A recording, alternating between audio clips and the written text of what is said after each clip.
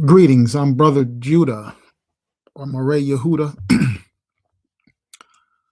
I am a member of the Congregation of Israel, a representative of the NMP. And I'd like to welcome you all to What Is to Be Done podcast. Here we investigate geopolitical, historical, biblical, social, and other scientific content. We approach the Bible from a social political perspective, and we argue that is the appropriate way to approach the Bible, seeing that the Bible deals with kingdoms, nations, society, and civilizations. Today, I would like to talk about the United States and Iran hostilities. We have our arguments on politics and the political agenda, and also the mission of the messianic servant, as the messianic servant, as the Apostle Paul argued, is to challenge the principalities and powers, encouraged to or mandated to put on a whole armor of God, because that is where the struggle is. And understanding politics is very important, because if you are a Bible believer, for example, the Bible is filled with politics from the beginning to the end.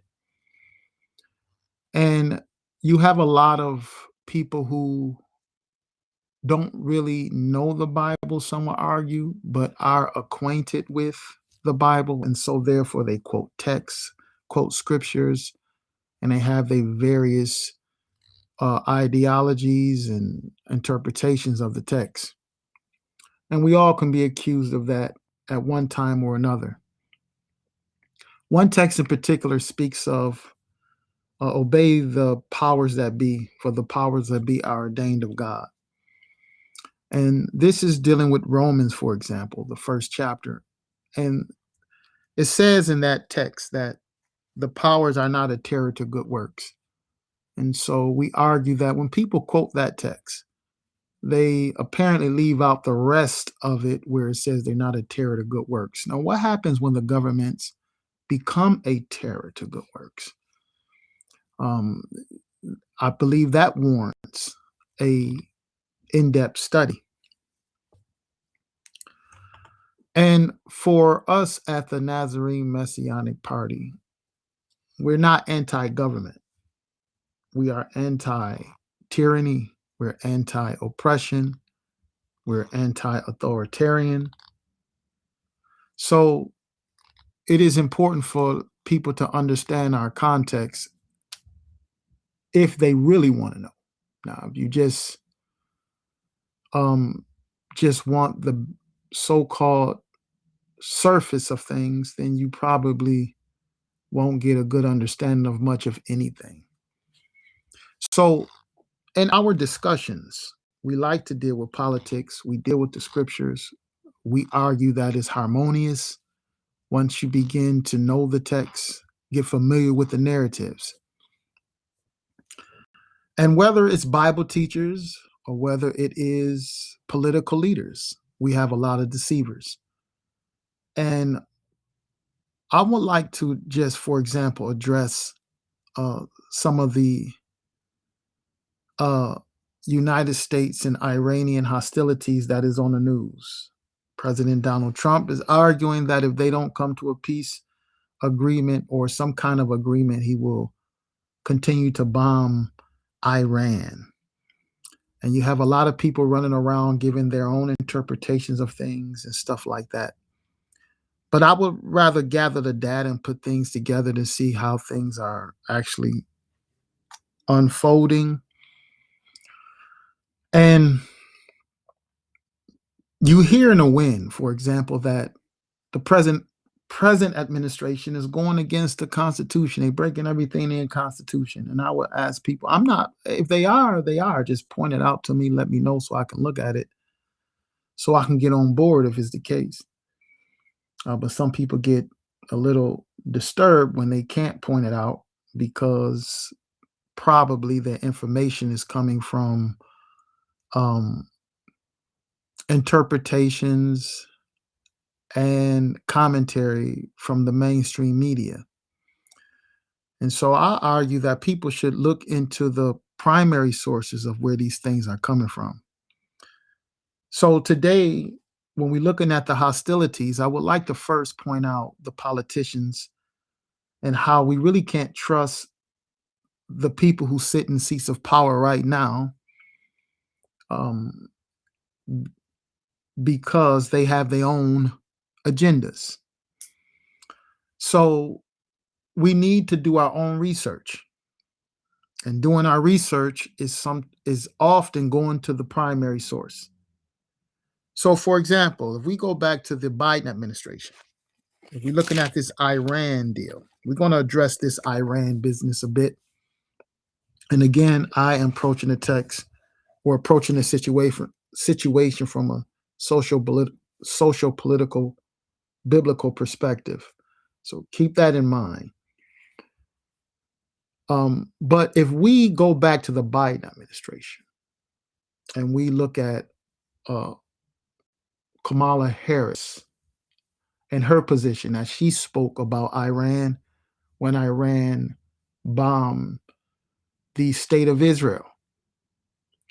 And then we're going to look at what she had to say when Donald Trump and his administration began to have a hostile engagement with Iran.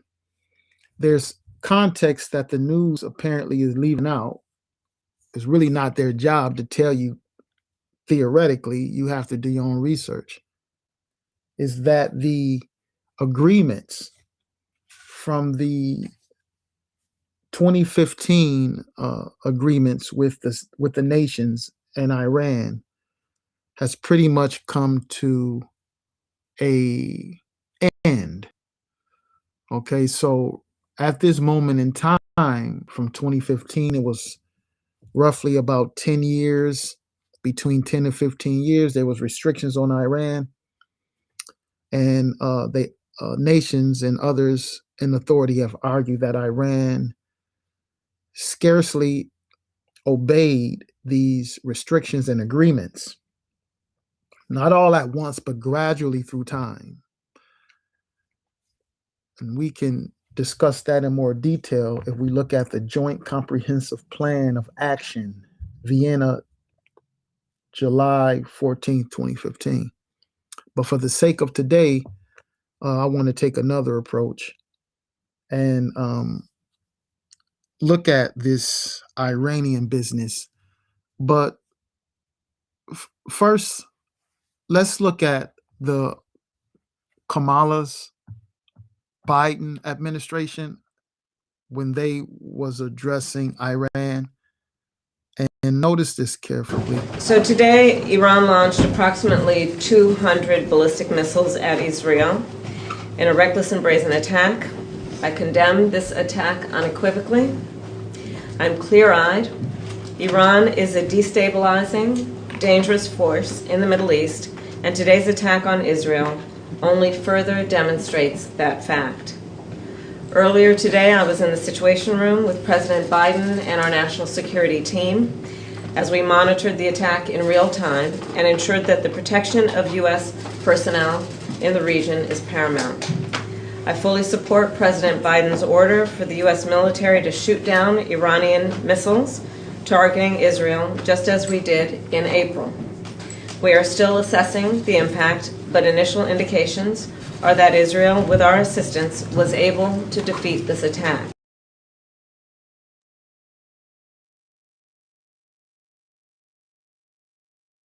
Okay, so we have here Kamala Harris and the Biden administration addressing the hostilities that Iran engaged with Israel in a bomb attacks. And she said she condemned them and thus and such. Now, I want to give more of a context as well with her. And the reason why I'm pointing this out is that uh, we have to be careful in what we listen to on the media.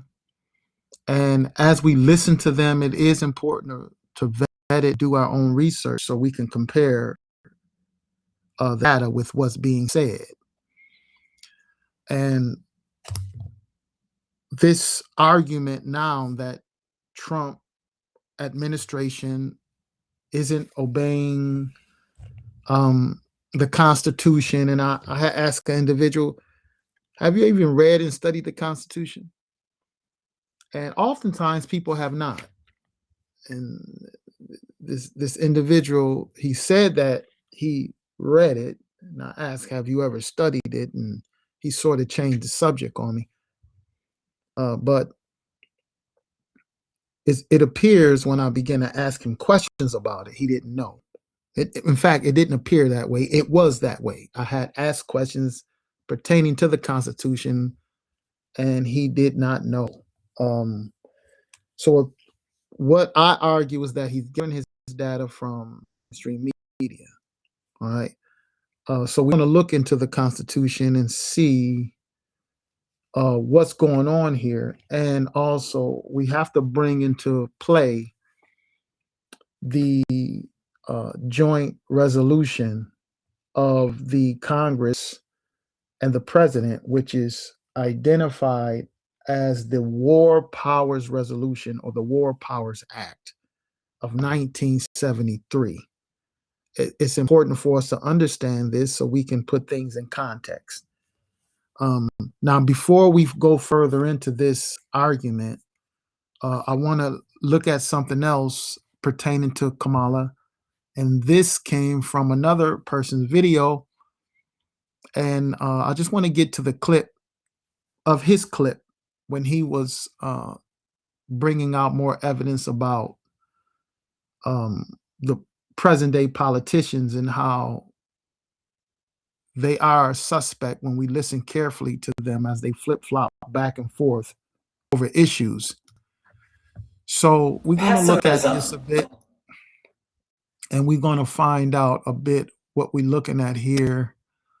And let's see. All right, so the individual that's going to pop up on the screen after this clip, I don't know the name of his YouTube page, but I'm going to play a clip that he played. All right. Cares about the economy for billionaires and doesn't give a about the economy for the rest of us.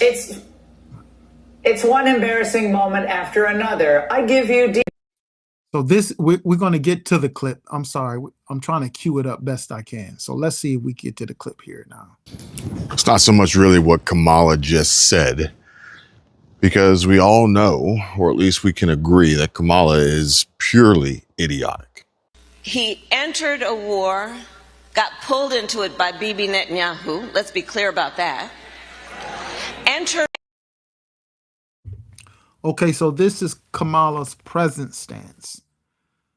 And again, it's typical those who sit in seats of power to really deceive the public. I mean, their PR team has been trained, and they are skillful in manipulation. I would say Edward Bernays did and his experiments have in studying the American population and the psychology of the people and how to move the crowd and move public opinion has been demonstrated through experiments using TV and radio and now computers and stuff like that. But they flip-flop back and forth. And so we have Kamala now condemning Trump's actions, and we're going to review it. But I just want you to listen closely as we examine this clip here. A war that the American people do not want. Cares about the economy for billionaires and doesn't give a about the economy for the rest of us. It's one embarrassing moment after another. I give you DNC Chief Ken Martin. LFG, let's go. LFG. It's not so much really what Kamala just said, because we all know, or at least we can agree, that Kamala is purely idiotic. He entered a war, got pulled into it by Bibi Netanyahu, let's be clear about that, entered a war that the American people do not want, putting at risk American service members. I voted for Kamala Harris, and I thought she would be a great president, until very recently when I saw her comments about. Okay, this is the clip. Okay, so we played the first clip. I tried to cue it up, but we're looking at Kamala as she flip-flops, or she's on this other side, condemning pretty much Netanyahu and the Trump administration. Now, just over a year ago, she was on Netanyahu's side because she's seen the hostilities of Iran. Now, this whole Palestinian-Israeli conflict, we have discussions in classes on this, and we have a lot of data on it going back into history and examining from the early Ishmaelitish Arabic beginnings and conquests to the origins of the, or I won't say origins, or the history of the people who moved into Palestine, the fight to change Palestine name from just Palestine to carving out a state there called Israel. Historically, this is important to recognize. And the history behind it is very fascinating, going all the way back to the documentations of the hostility of the Islamists and the people in the Caucasus Mountains, or the Khazar Mountains. It's a very interesting history. We have studies on it. We have teachings on it. However, so the Palestinian-Israeli conflict, I will argue, has also been exaggerated. Truths have been conveniently left out. Narratives of anti-biblical persons have pretty much been portrayed and brought out, for the most part, dominantly in the media. So there's a wealth of information and discussion on that as well, the Palestinian and Israeli conflict. However, for the sake of time, Kamala understands the hostility of Iran as it attacked the Israelis. All right. So now she is arguing against Netanyahu and the Trump administration. Okay. Now, understand this here, and this individual here, he's going to have a problem with this contradiction, and he's going to lay it out. And so I want you all to pay attention to it as well. Okay.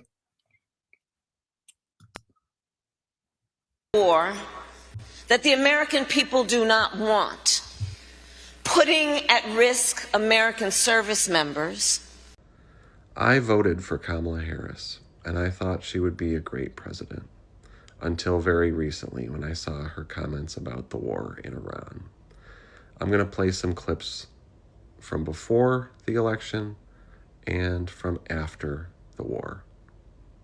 See what you think. Foreign country do you consider to be our greatest adversary? I think there's an obvious one in mind, which is Iran. Iran has American blood on their hands, okay? This attack on Israel, 200 ballistic missiles. What we need to do to ensure that Iran never achieves the ability to be a nuclear power, that is one of my highest priorities. So if you have proof that Iran is building a nuclear weapon, would you take military action? I'm not going to talk about hypotheticals at this moment. She talks of Iran being one of America's greatest threats. I just want you to play it, and I want you to absorb this. It may, and again, I understand where some people may stand, where they're not into politics, but you might want to understand these things, especially if you're dealing with biblical narratives, prophecies, and teachings. It may not seem like these things are important because of the traditional teachings we receive, but we argue that politically and uh, so-called religiously, the masses have been deprived of the real true meat and knowledge of politics in the Bible, and you're going to have to go dig for it. You, as the master teacher argued, you must hunger and thirst after righteousness and truth, and you got to dig for it. You got to work. You got to dig for it, and the rewards are great. However, you just can't sit idly by, but you have to investigate things thoroughly. So, with me running my mouth, let me just play this back again and just listen carefully how what she said about Iran and how it is America's great threat. Okay. I'm going to play some clips from before the election and from after the war. See what you think. Foreign country do you consider to be our greatest adversary? I think there's an obvious one in mind, which is Iran. Iran has American blood on their hands, okay? This attack on Israel, 200 ballistic missiles. What we need to do to ensure that Iran never achieves the ability to be a nuclear power, that is one of my highest priorities. So if you And have that must proof be. that Iran is building a nuclear weapon, would you take military action? I'm not going to talk about hypotheticals at this moment.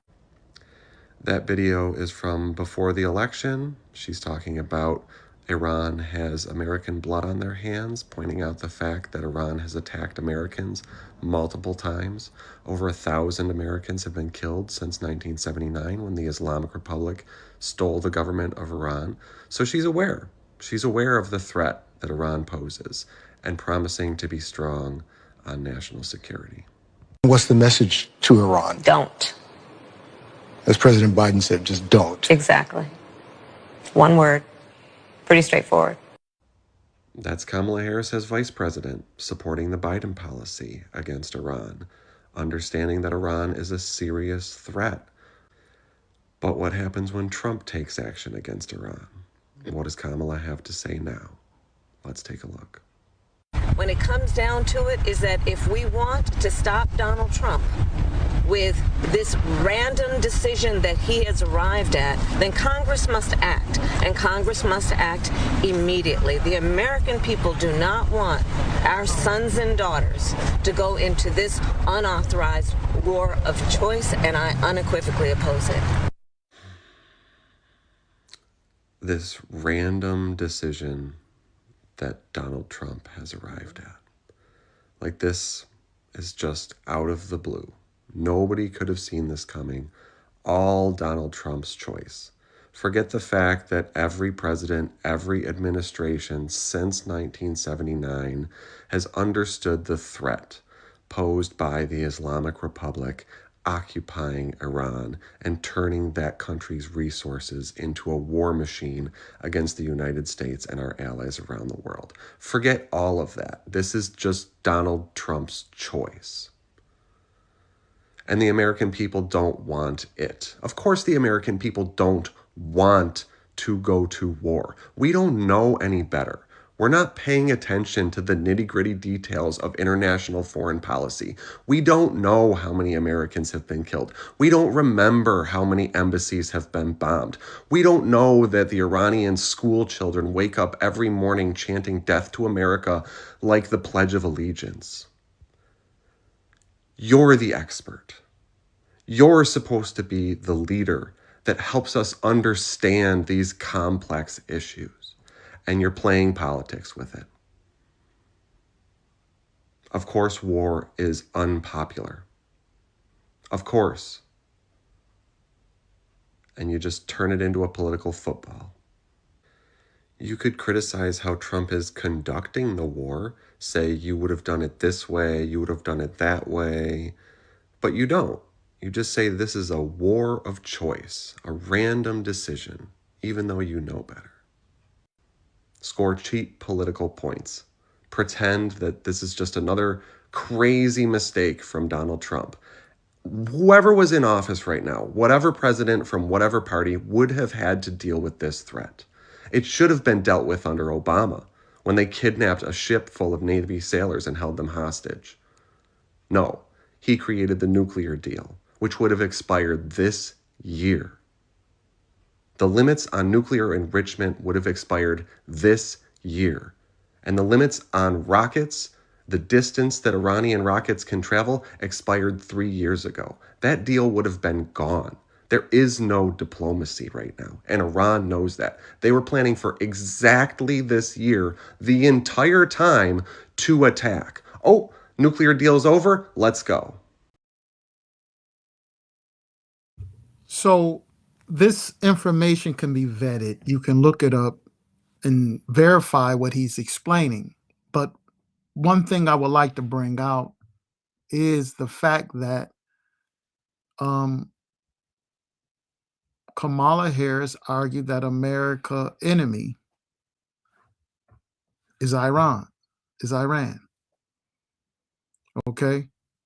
And so when we're looking at Iran, we're looking at the Islamic political power blocks.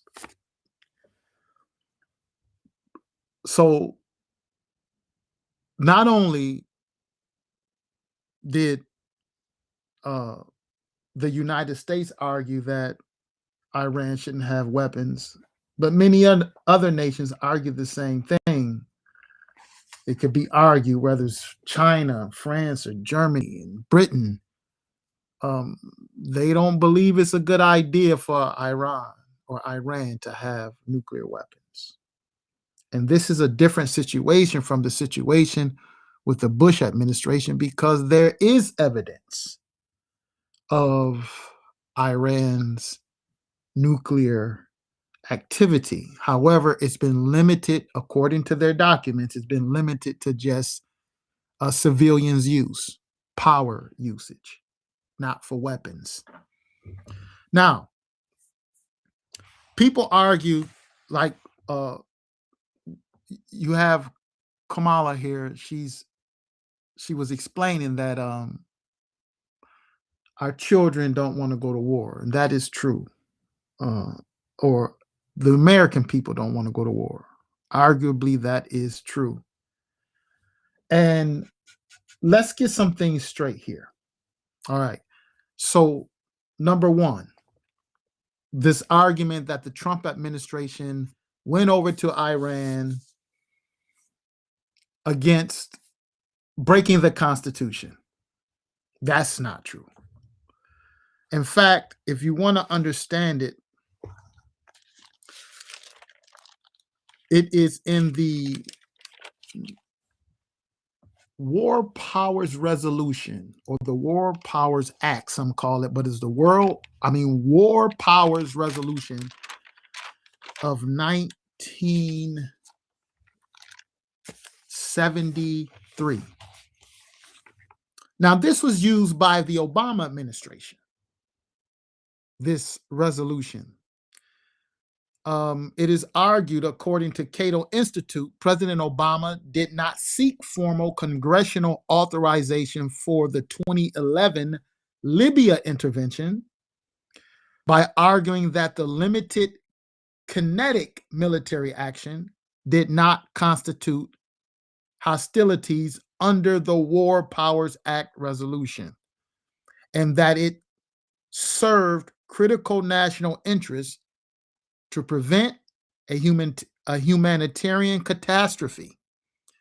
The administration maintained that the U.S. role was supportive rather than sustaining, avoiding ground troops and intensive combat. So they call this kinetic military action.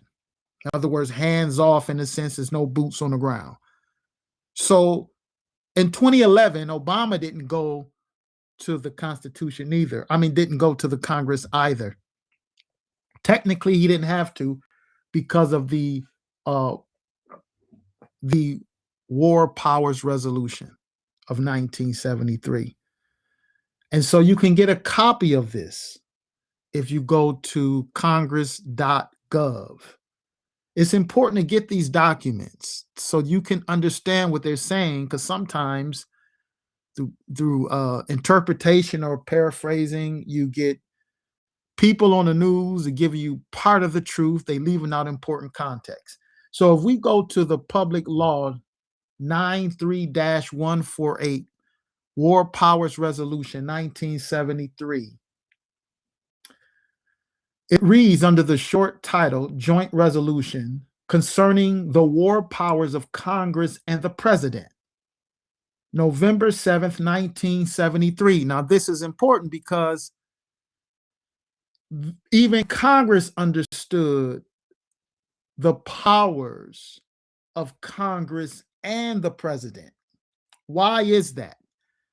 Because Congress, true, according to the Constitution, Congress have power to declare war. I'll repeat, as many people say all the time, Congress have the power to declare war.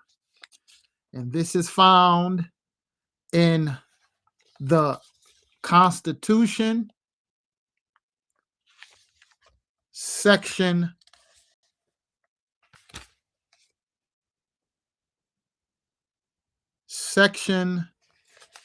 bear with me a moment, 7, Article 1, Section 7. Congress have power to declare war. All right, this is where you will find that at. But this is why they had to come up with a resolution, because Article 2, Section 2, the President shall be Commander-in-Chief of the Army and Navy of the United States and of the militia of the several states when called into actual service of the United States. So when we're looking at these two, they had to come with a resolution. Article 1, Section 7, and Article 2, Section 2. It did not say that only Congress can cause America to or America to go into hostile activity among the nations. They have power to declare war. But the president is the commander-in-chief. And we don't have to necessarily go by my reasoning, but it is demonstrated in the public law dealing with the joint resolution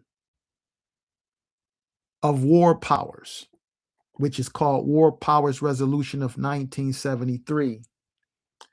So it says, this joint resolution may be cited as the War Powers Resolution. It is the purpose of this joint resolution to fulfill the intent of the framers of the Constitution of the United States and to ensure that the collective judgment of both the Congress and President will apply to the introduction of United States armed forces into hostilities or into situations where imminent involvement in hostilities is clearly indicated by the circumstances, and to the continued use of such forces situations. So we have Obama, 2011. Wasn't boots on the ground, they called it kinetic military action. What we have here is that the president and Congress hold power. So what was the resolution? Well, the resolution was this. If we go down a little further, under congressional action. It says this is section B or section 5, section 5B.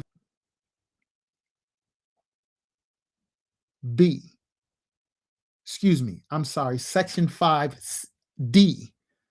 It says at any time that United States Armed Forces are engaged in hostilities outside the territory of the United States, its possessions and territories without a declaration of war.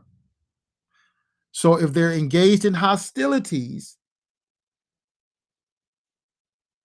outside the territory of the United States, its possessions and territories without a declaration of war or specific statutory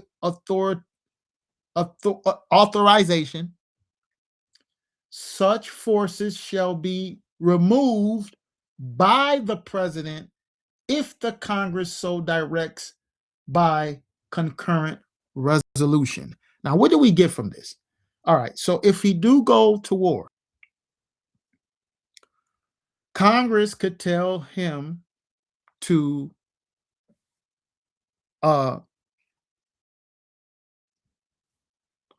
remove the troops,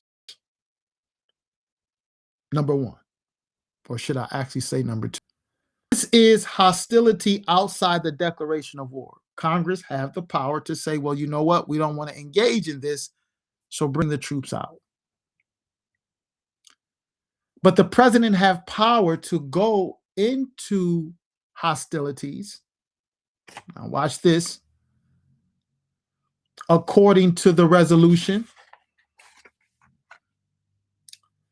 in the absence of a declaration of war, in any case in which United States armed forces are introduced into hostilities or into situations where imminent involvement in hostilities is clearly indicated by the circumstances, and we're reading in the absence of the declaration of war, they can still engage in what they will call hostilities.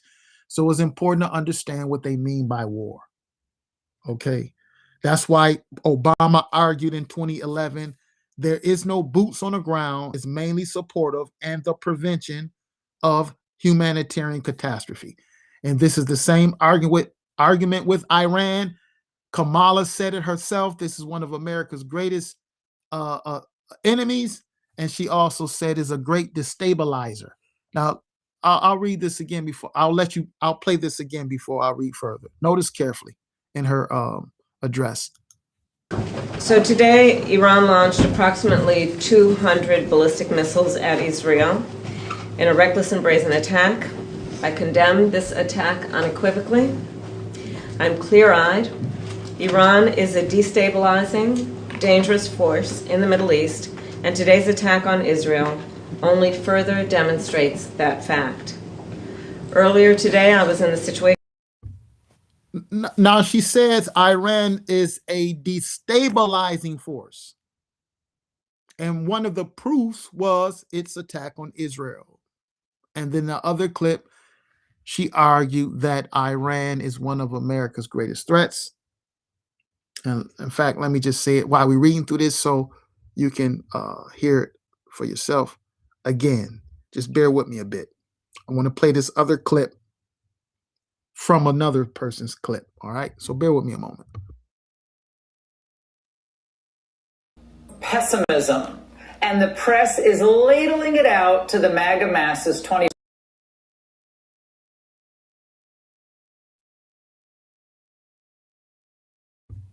So notice carefully what is about to be said after he gives his little take on Kamala. It's not so much really what Kamala just said, because we all know, or at least we can agree, that Kamala is purely idiotic.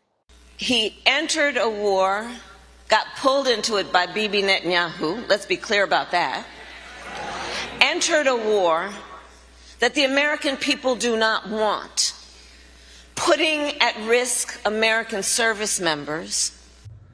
I voted for Kamala Harris, and I thought she would be a great president until very recently when I saw her comments about the war in Iran. I'm going to play some clips from before the election and from after the war. See what you think. Foreign country do you consider to be our greatest adversary? I think there's an obvious one in mind, which is Iran. The interviewer asked, who would you consider our greatest adversary? And Kamala said, obviously, it is Iran. And so she said it's a great destabilizer in the Middle East. So according to the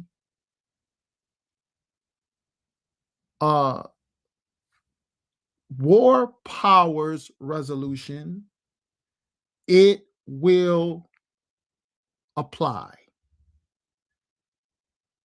in the absence of a declaration of war.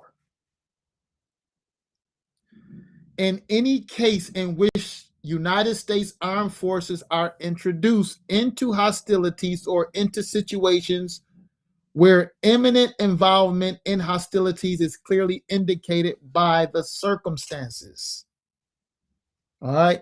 Now, according to these circumstances, Obama argued and his administration argued that their intervention in Libya in 2011 was because they wanted to prevent humanitarian catastrophe. And this is what they're arguing with Iran and ballistic and nuclear armory. So if we go back here and listen carefully or read it carefully, the American president, which is the commander in chief, he can engage in hostilities without it being a declaration of war according to the law. The stipulations are this, for example, the president shall provide such other information as the Congress may request in the fulfillment of its constitutional responsibility with respect to committing the nation to war and to the use of the United States Armed Forces abroad, if it leads to war. You know, he will have to go through the proper procedures. He have to continue to inform Congress, but it is not a declaration of war yet, for example. Whenever United States Armed Forces are introduced into hostilities, this is section 4, section C, or section 4C. Whenever United States Armed Forces are introduced into hostilities or into any situation described in subsection A of this section, the president shall, so long as such armed forces continue to be engaged in such hostilities, remember, it can be hostilities without the declaration of war. So as long as such armed forces continue to be engaged in such hostilities or situation, report to the Congress periodically. He must report to the Congress periodically on the state of such hostilities or situation, as well as on the scope and duration of such hostilities or situation. But in no event shall he report to the Congress less often than once every 6 months. Now, you could read the whole resolution because they had to figure how can they both agree or come to conclusions, right conclusions concerning the power of president and Congress. And so Obama didn't go to the Congress to declare war. He just had to let the Congress know what he's doing and had to keep Congress abreast of the situation because it's not boots on the ground. And so it was called kinetic military action. That is what they called the hostilities. It was not declared a war, and it was for humanitarian catastrophe prevention. And this is the argument today. Now, this is the important part, though, along with it. As people get in their feelings about certain things, the question you have to ask is, according to the resolution, it adds at such and such time, at any time that United States armed forces are engaged in hostilities outside the territory of the United States, and this is section 5D, its possessions and territories without a declaration of war or specific statutory authorization, such forces shall be removed by the president if the Congress so directs by concurrent resolution. So they can engage in hostilities without declaring war, but at any time Congress could say, remove the troops. Enough is enough. Now, the question that need to be asked, did the Congress tell Trump administration to remove the troops? Is there any news articles or anything saying where they said that? I mean, we hear a lot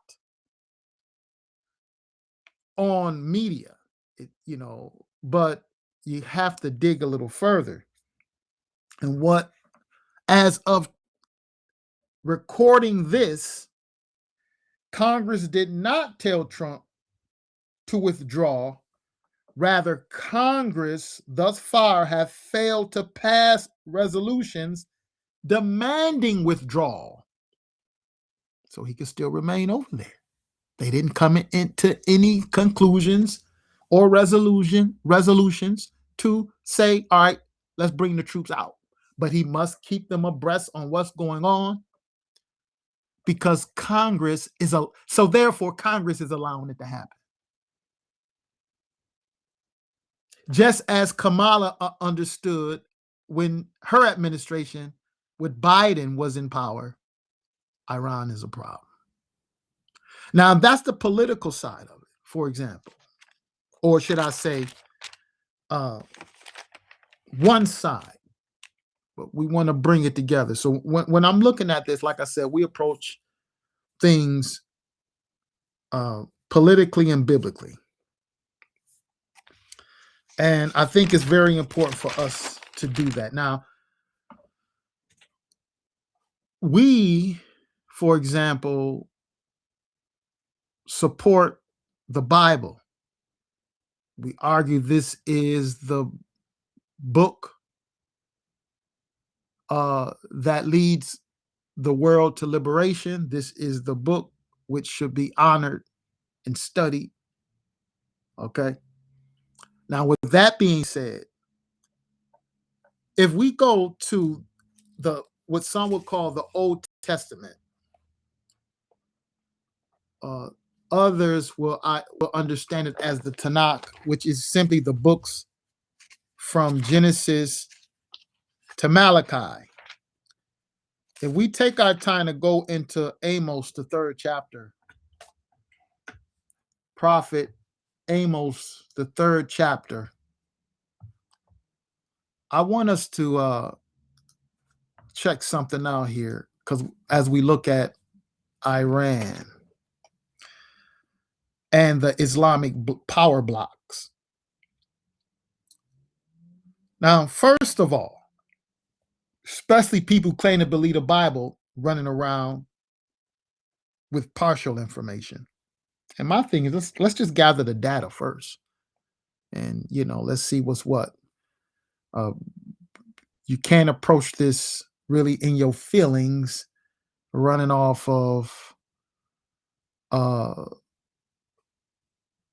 partial information or no information. It's just how you feel. That's not how the world of politics work. You will find egg on your face all the time if you're going to enter the political world like that. You're going to make a damn fool out yourself. Okay. So what we have here in Amos 3, it says in verse 6, is the shofar ever sound? And I'm reading out of the Stone's edition of the Tanakh, which is the same thing in our King James Bible, New King James. But today I'm reading out of the Stone's edition of the Tanakh. It says, in our King James, it says trumpet, but here's this one in the same, shofar. Is the shofar ever sounded in a city and the people not tremble? Can there be misfortune in a city if Hashem or Yahweh had not brought it? So can war come upon the city?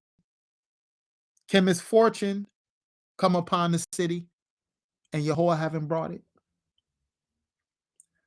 So we harmonize the text. People jump from one world to another and they don't harmonize the text. They get into politics and forget about the Bible. They get in the Bible and forget about politics. No, you have to harmonize it together because it goes together if you're going to understand politics and the text and the Bible. So the prophet Amos is arguing wartime and war coming upon the city, Hashem or Yahweh have brought it. You blowing the war trumpet and the people trembling, but can this war come upon the city if the Creator hasn't brought it? The answer is absolutely not. He's going to bring war. And we have studies on the sword narrative, the sword motif that is found in the biblical text. And that is another study that is very, very important for people to understand the political world in antiquity and now. The dominant motif concerning the sword. And I say it's dominant in the sense that it's all over the place in the biblical text. Now, that's Amos arguing this point. Now, if we go to Job, the book of Job, and let's look at this again in the book of Job, because we see the sword through the nations and everybody in their feelings. My argument is, what does the text say?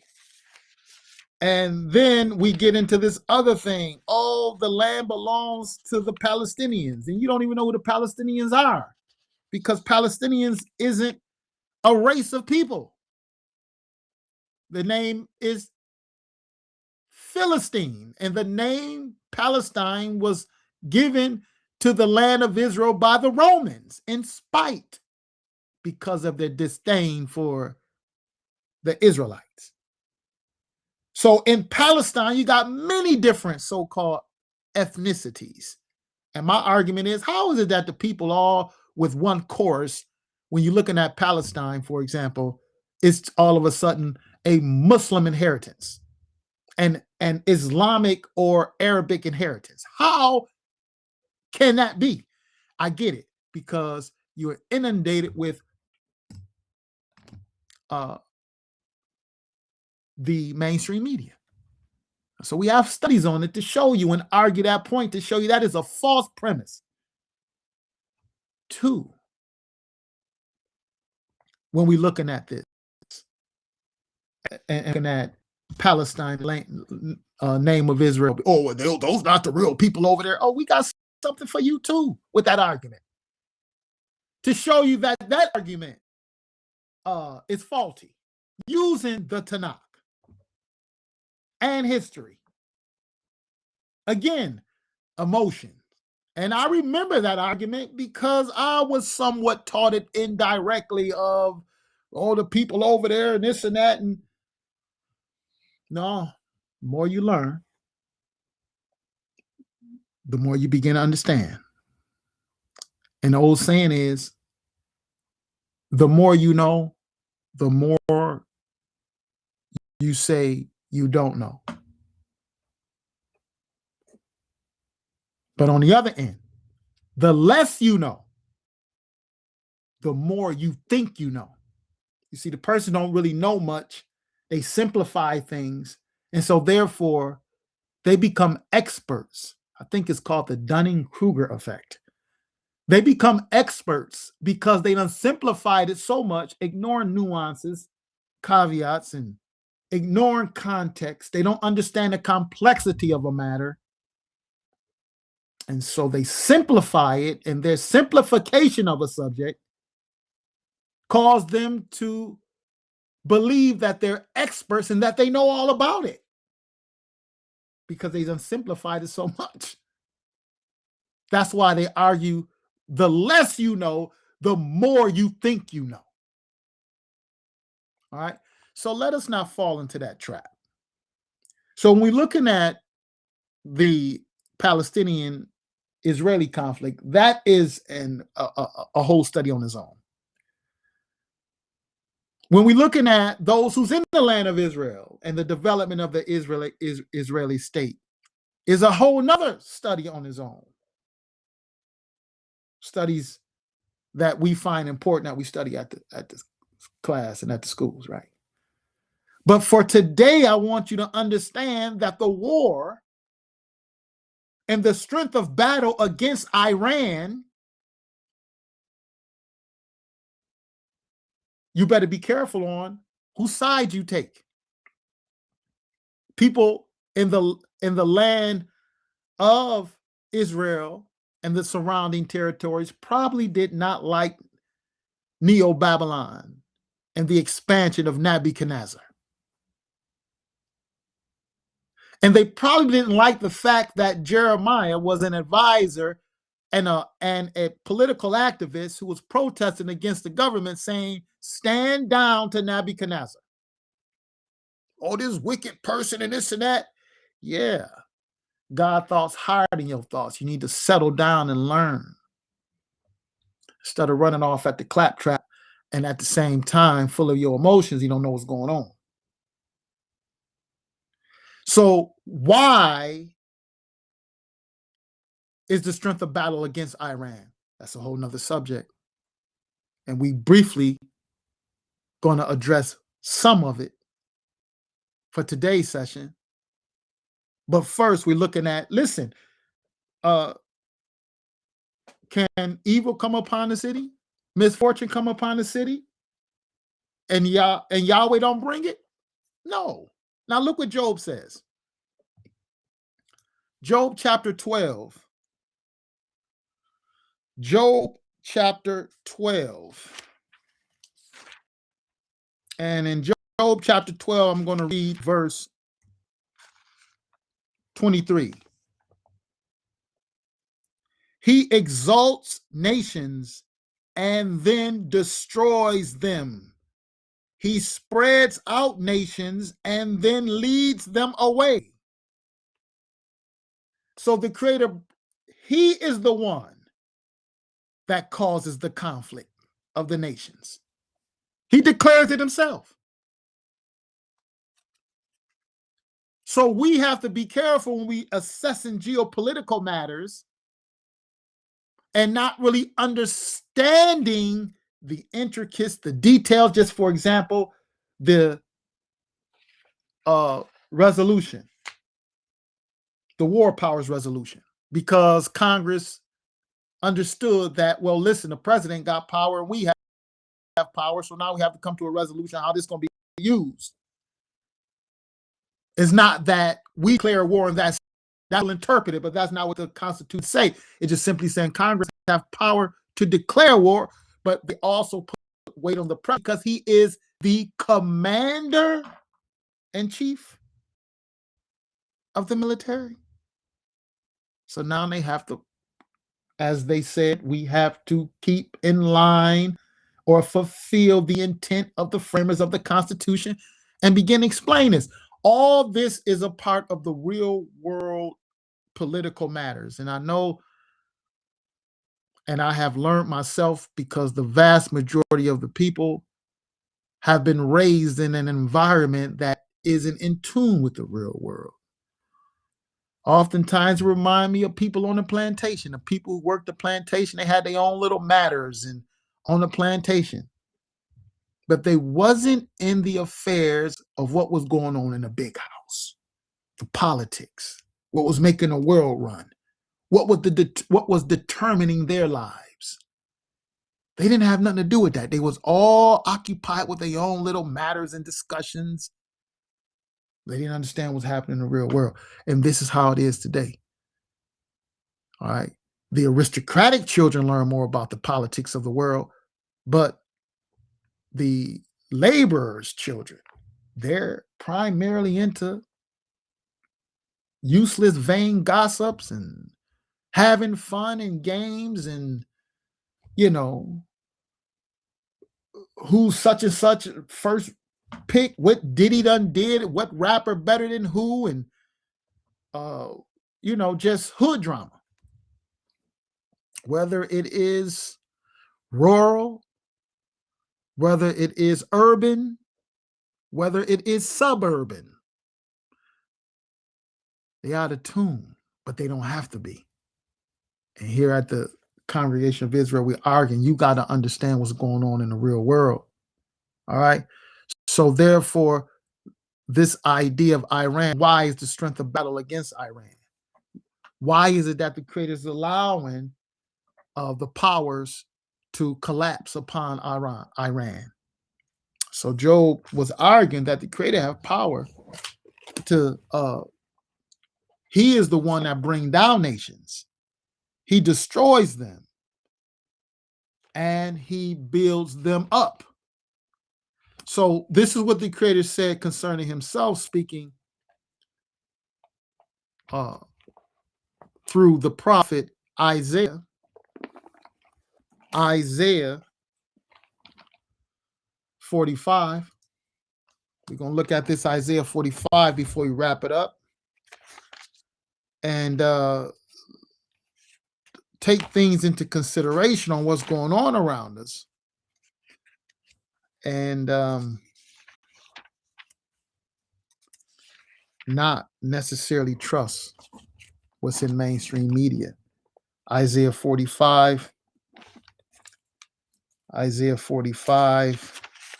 verse 7, Yahweh says, I am the one who forms light and creates darkness, who makes peace and creates evil. I am Hashem, maker of all these. I am Yehovah or Yahweh or the Lord, maker of all these. He bring peace, he bring war.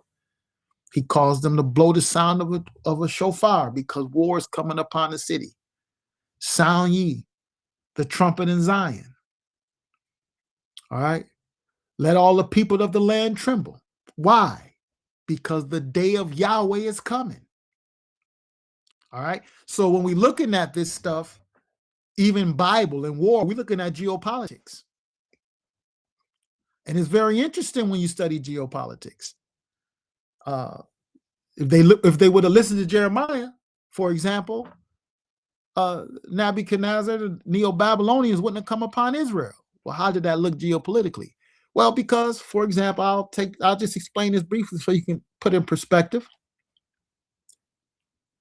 I'll explain this briefly so you can put it in perspective. What we have is that Neo-Babylon was going to invade Egypt. They weren't even concerned about the land of Israel. However, they had to pass Israel and Judah to attack Egypt. When the political leaders of Judah went to make an alliance with Egypt, then that made Nebuchadnezzar take note of them. And so he could not go and invade Egypt and have Israel at his flank. So he must take them out too, since they're looking like they are or made themselves allies with Egypt. They put themselves in trouble by not standing down, by not understanding the work of the Almighty hand. And many people doing the same thing today through hyper-religiosity. So Iran, who is this? Iran, if we're looking at this from a biblical perspective, we believe global liberation for all that the word of Elohim, the word of Yahweh, is to be the dominant and rightful ruler of the entire planet. So therefore, as evangelists, we're looking at it from this perspective. If we want boots on the ground and have representatives, if we're able in other countries, can we have evangelists in Iran? Is Iran working against the word of the Almighty? It says Iran has sizable Christian minority. However, these Christians face harassment and persecution by the government, their non-Christian religious neighbors, and even their own families. The government in Iran views Christianity as an attempt to replace Islamic values with Western U.S. values, and so treats Christians as a threat to national security. Sound like Judeo-Christian phobia. They like to talk about Islam phobia. How about Judeo-phobia and Christian phobia? If an Iranian Christian attempts to convert someone to Christianity, they can go to jail. Additionally, if a Muslim in Iran converts a Christian, that person can face jail time or even death. This is from worldpopulationreview.com. So, according to AI Overview, it is illegal to own, print, or distribute Bibles in the Farsi, the language spoken by the majority of Iranians in Iran. Printing, importing, or distributing Bibles in Farsi is strictly forbidden to prevent the conversion of Muslims. Owning a Farsi Bible can lead to severe punishment, including imprisonment. So they're not just a problem to the geopolitical world, but they also are a hindrance as they hold on to the Arabic form of Western Catholicism, because we have the evidence, as long as the good Lord don't take away our information. We have evidence to show you that Muhammad, his wife Khadijah, Uncle Warqa, was a Roman Catholic scribe writing the Gospels in Arabic. And this is who counseled Muhammad. We discussed this in another podcast, right? So when we look at Iran, they're antichrist. They're anti-Torah. They're anti-Tanakh. And so therefore, the strength of battle being against them really isn't a surprise. And so the Creator judge. And so far, he have given the strength of battle to those who have decided at least to protect, whether they understand it or not. They have decided to protect because of their, what word can I use? They have this interest of the Hebrew scriptures, the scriptures of the Judeo-Christians, which is the Bible. All right. So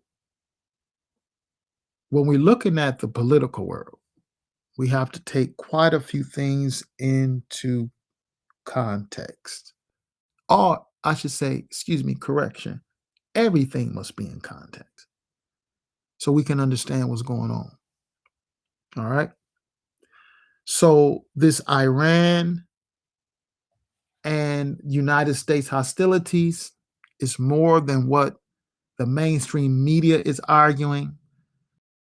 It's not that all these people are just out of pocket and doing what they want to do in the Constitution. That's not. Two is when you look at the geopolitical warfare, the creator that he bring down nations, he bring war upon nations. So therefore his hand must be in this. And so if we're not educated politically and we don't understand geopolitics, then we probably should stand down before we find ourselves too opinionated, because we may find ourselves, especially this would mean something to those who believe the Bible, you may find yourself arguing contrary to what the will of God is. All right. And your misunderstanding on things and think, well, it's illegitimate. Well, it's more to that too. It's not as simple as we've been taught by a lot of these so-called teachers. So we're going to close for today's session. I am Brother Judah Moruda, member of the Congregation of Israel, a representative of the NMP, and we appreciate all those who tuned in to our podcast, What Is to Be Done. Most High willing, we will be back with more discussions. And I will say to all of you who are sincerely searching, may the Most High bless your understanding. And he that hath an ear, let him hear.